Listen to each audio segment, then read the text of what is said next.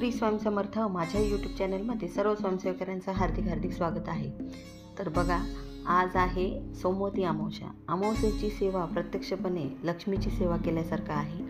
अमावस्याचा प्रारंभ सोमवारी दुपारी 12:32 सुरू होत आहे आणि ती मंगळवारी सकाळी 8:32 समाप्त होणार आहे.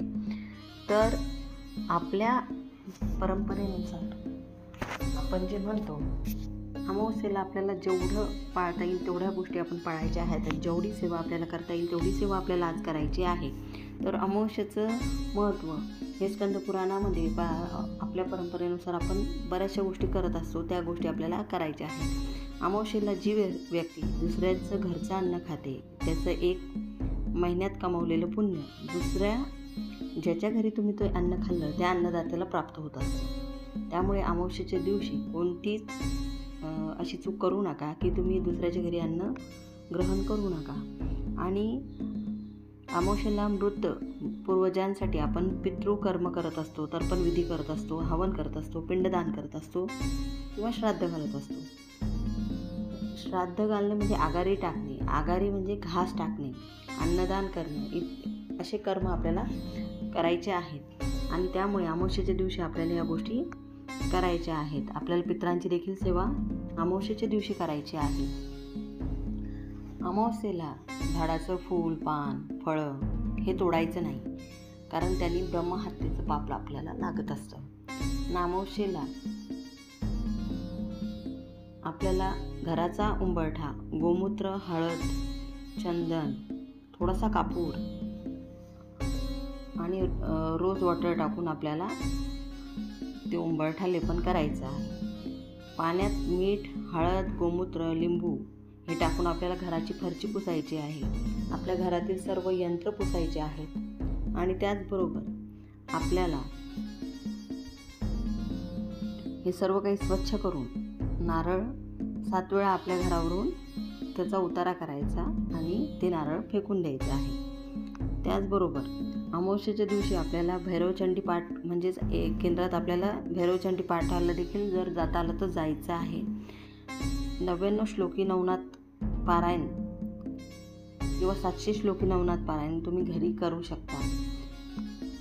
आपल्याला सकाळी उठून काय करायचं आहे, पंचगव्य घ्यायचं, संपूर्ण शरीराला लावायचं, गायत्री मंत्र म्हणायचा, महामृत्युंजय म्हणायचा, तसं म्हणत आपल्याला आंघोळ करायची.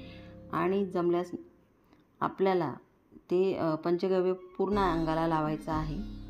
घराच्या आणि आपल्या सुरक्षिततेसाठी आपल्याला आज सायंकाळी आपल्या हातात पिवळी मोहरी घेऊन 11 वेळा कालभैरवाष्टक, 11 वेळा वेदोक्त वल्गासुक्त म्हणून घरात टाकायचं आहे. घराची वाईट शक्ती व इतर सर्व प्रकारच्या बाधेपासून संरक्षण आपल्याला यामुळे होतं. कुठल्याच प्रकारची बाधा आपल्याला होत नाही, संरक्षण आपल्याला प्राप्त होतं. अमावस्येच्या दिवशी घराच्या आजूबाजूला जे देवी देवता आहेत त्यांचाही मानसन्मान आपल्याला करायचा आहे. अमावस्येच्या दिवशी घरातील आजारी व्यक्ती किंवा कुटुंबातील व्यक्तींचा, घराचा म्हणजे काय असतं माहिती का, एखादी व्यक्ती कायम आजारी पडत असते, काही ना काही कारण असतं आजारी पडत असते. तर अशा व्यक्तीवरून आपण नारळ घ्यायचा आणि तो नारळ त्या व्यक्तीवरून उतारा करायचा आणि त्याच्यावर आपल्याला शेंदुराने त्रिशूळ काढायचं आणि नारळाचा उतारा करायचा. त्या व्यक्तीवरून तुम्ही करू शकता. तुम्हाला जर वाटत असेल घरात कायम किरकिर होती, तुम्ही घरावरूनही करू शकता. कोणाचा उद्योगधंदा आहे त्या ठिकाणावरून तुम्ही करू शकता, म्हणजे दुकान आहे अशा ठिकाणावर देखील तुम्ही नारळाचा उतारा करू शकता. त्याचनंतर हळद आणि गोमूत्र एकत्र करून आपल्याला उंबरठा लेपन करायचा आहे. वाहनं स्वच्छ करायचे आहेत. वाहन स्वच्छ केल्यानंतर देखील आपल्याला जसं आपण विधी केला तसंच समजा नारळाचा उतारा करायचा. नारळाचा उतारा करत असताना 7 वेळेस आपल्याला श्री स्वामी समर्थ मंत्र म्हणून करायचा आहे. ते नारळ जमिनीवर फोडून हातपाय धुवून श्री स्वामी समर्थ महाराजांना मुजरा करायचा. पांढऱ्या मोहऱ्यावर वर्गसूक्त 11 वेळा आणि त्या पिवळ्या कपड्यात पिशवीत ठेवून पिवळ्या धाग्याने शिवून गाडीच्या इंजिनच्या आत तारेने अडकून देखील आपण ठेवू शकतो. त्याचबरोबर आजच्या दिवशी घरात किंवा दुकानात किंवा तुमचं ऑफिस असेल त्या ठिकाणी तुम्ही वाहनाला पण आसोला नारळ, गोरक्ष चिंच आणि कोळा आपण बांधू शकतो. अमावस्येच्या दिवशी म्हणजे कोहळा नारळ असेल, आसोला नारळ, गोरक्ष चिंच आणली असेल तर त्याच्यावर आपल्याला काही सेवा करायच्या आहेत. त्या कोणत्या?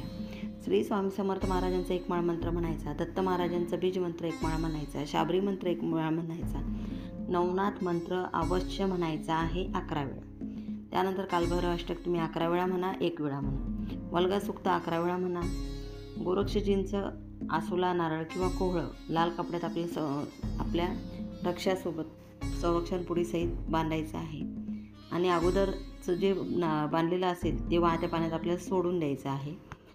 आसोला नारळ किंवा कोहळा टांगल्यानंतर कधी कधी खराब होतं बघा लगेच, किंवा त्यातून पाणी गळतं, तेव्हा ते काढून कचऱ्यात टाकून द्यायचं आणि त्या पुढील शनिवारी पुन्हा नवीन कोहळा आसोला नारळ आणायचं आणि सूर्यास्त झाल्यानंतरच हा उपाय आपल्याला करायचा आहे. आजच्या दिवशी तुम्ही हिरण्यदान देखील करू शकता. घरात शांतता राहण्यासाठी आणखी एक उपाय तुम्हाला मी सांगणार आहे. घरात शांतता राहण्यासाठी एक नारळ घ्यायचा, तो सोलून घ्यायचा, देवाजवळ ठेवायचा, त्याच्याकडे देवाकडे आपल्या शेंडी करायची आणि रोज सकाळ संध्याकाळ त्यावर एकानंतर एक असे 7 कापूर जाळायचे. कापूर जळत असताना श्री स्वामी समर्थ महाराजांचा मंत्र म्हणायचा, गायत्री मंत्र म्हणायचा आणि दर पौर्णिमेला किंवा अमावस्येला नारळ बदलून घ्यायचा आणि जुन्या नारळाचा प्रसाद घरात खायचा आणि जर ते नारळ खराब निघालं तर ते विसर्जित करायचं. देवपूजे अगोदर नित्यसेवक ग्रंथातील पितृसूक्ताचं हवन आपल्याला आज करायचं आहे. पितरांचा फार मोठा आशीर्वाद मिळवून सर्वत्र यश प्राप्त जर करायचं असेल तर आपल्याला पितृस्तोत्र वाचायचं आहे, पितृस्तुती देखील वाचायची आहे. ही छोटीशी माहिती होती जी अमावस्ये संदर्भात होती, ती तुमच्यापर्यंत पोहोचवण्याचं काम मी केलं. तर ही छोटीशी माहिती तुम्ही नक्की यातून तुम्ही ह्या सेवा करा आणि जर तुम्हाला कुठली अडचण असेल, कुठला प्रश्न असेल तर तुम्ही विचारू शकता. व्हिडिओ आवडला असेल लाईक करा, शेअर करा, सबस्क्राईब करा. सर्वांना श्री स्वामी समर्थ.